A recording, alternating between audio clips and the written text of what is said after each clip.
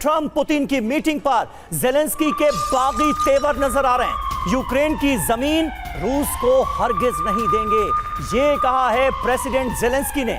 हमारे बगैर समझौते का कोई मतलब नहीं है। जेलेंस्की कह रहे हैं शांति वार्ता में हमारा शामिल होना जरूरी है। अलास्का में ट्रंप और पुतिन की होनी है मुलाकात, और उससे पहले जेलेंस्की बहुत ज्यादा भड़के हुए हैं। कह रहे हैं कि हमारे बिना ये मीटिंग कैसे हो सकती है, कोई शांति वार्ता बिना यूक्रेन के रिप्रेजेंटेटिव के, उनके मौजूदगी के भला कैसे होगी।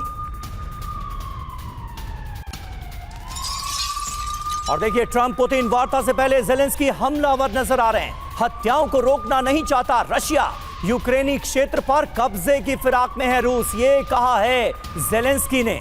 यानी कहीं ना कहीं रूस के जो इरादे हैं यूक्रेन को लेकर, वो जाहिर करते हुए नजर आ रहे हैं। और डोनाल्ड ट्रंप के रवैये पर भी इनडायरेक्टली जेलेंस्की सवाल उठाते नजर आ रहे हैं। तो जेलेंस्की ने यह क्लियर कर दिया है कि किसी भी हाल में यूक्रेन की जमीन रूस को नहीं देंगे, लेने नहीं देंगे रूस को अपनी जमीन, ये कह रहे हैं जेलेंस्की। लेकिन डोनाल्ड ट्रंप का रुख तो बदला बदला नजर आ रहा है। वो पुतिन से वार्ता करने जा रहे हैं, शांति वार्ता होने जा रही है अलास्का में। और उससे पहले जेलेंस्की इस बात को लेकर भड़के हुए हैं कि बिना यूक्रेन की मौजूदगी के ये शांति वार्ता जो हो रही है, इसका मतलब क्या है, इसके मायने क्या हैं। जेलेंस्की की बड़ी घोषणा, युद्ध का खात्मा नहीं होगा। क्या कहा है उन्होंने, सुनिए। यूक्रेन की जमीन रूस को हरगिज नहीं देंगे, यूक्रेन के बगैर बातचीत का कोई मतलब नहीं। शांति वार्ता में यूक्रेन का शामिल होना जरूरी है, ऐसी वार्ता जंग में रूस को मजबूत करेगी। अब जेलेंस्की ने ये बगावती तेवर क्यों दिखाए हैं?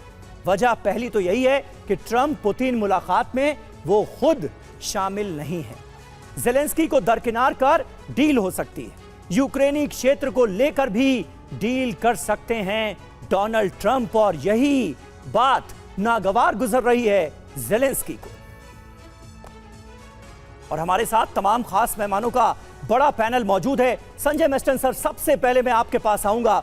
जेलेंस्की के इन तेवरों का मतलब क्या है? जेलेंस्की जो कहना चाह रहे हैं वो तो उनकी तरफ से कह दिया गया, लेकिन डोनाल्ड ट्रंप पर क्या इसका कोई असर होगा? क्योंकि ऐसा लग रहा है कि अब ट्रंप अपनी पॉलिसी को लेकर, इस शांति वार्ता को लेकर बहुत आगे बढ़ चुके हैं और वो पीछे हटने वाले नहीं।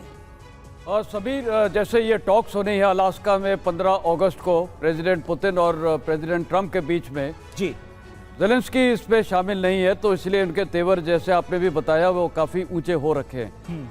ज़मीनी हालात और ग्राउंड अगर हकीकत देखी जाए तो आज की तारीख में यूक्रेन का सबसे बड़ा कमज़ोरी या ड्रॉबैक है जो 20% टेरिटरी आज रूस के हाथ में है, वो तो एक हकीकत है। और उसको छुड़ाने की काबिलियत आज यूक्रेन के पास ना कि वो यूरोप के साथ भी कर सकता है ना अमेरिका के साथ, तो ये एक हकीकत है। ये 20% टेरिटरी हाथ में है रूस के। और जेलेंस्की को कहीं ना कहीं इस बात का एहसास हो गया है कि ये जमीन अब हाथ से जाएगी और ट्रंप उस पर मोहर लगा देंगे। बिल्कुल यही प्रॉब्लम है। और प्रेसिडेंट ट्रंप ने भी साफ लफ्जों में बोला है कि टेरिटरी का स्वैपिंग के लिए तैयार रहना पड़ेगा। कहने का मतलब है कि काफी टेरिटरी यूक्रेन को रूस को देना पड़ेगा। खासकर ये डॉनबैस का इलाका में तो कोई डाउट नहीं है, क्रीमिया रिकॉग्नाइज हो जाएगा अभी अच्छी तरह। और ये जो खेरसों और ज़ेपोरिजिया का इलाका, वहाँ थोड़ा कुछ बार्गेनिंग या नेगोशिएशन हो सकता है जी। तो ये जो एक बड़ा पलड़ा भारी है रूस का, ये हकीकत किसको पता है? जेलेंस्की को ही पता है। लेकिन जेलेंस्की की प्रॉब्लम ये है कि क्या उनका देश मानेगा, उनकी पार्लियामेंट मानेगा? मैं उनके कुछ पार्लियामेंटेरियंस के स्टेटमेंट सुने जी, वो बोलते हैं कि हकीकत है, लेकिन हमें भविष्य के लिए सिक्योरिटी गारंटी चाहिए। क्या ये अगर हो भी जाता है कि हम टेरिटरी स्वैप कर लेते हैं, उसके बाद क्या रूस कभी फिर हमला नहीं करेगा? एक इश्यू वो हो। ये बिल्कुल सही बात है, बिल्कुल सही बात है। जेलेंस्की की नीतियों ने, उनकी पॉलिसीज ने आज उनके देश को यहां पहुंचा दिया है कि 20% जमीन पर रूस कब्जा कर चुका है और यह जमीन हाथ से जाने वाली है, और यह जमीन देकर ही अब सुरक्षा की गारंटी हासिल होगी, ऐसा नजर आता है।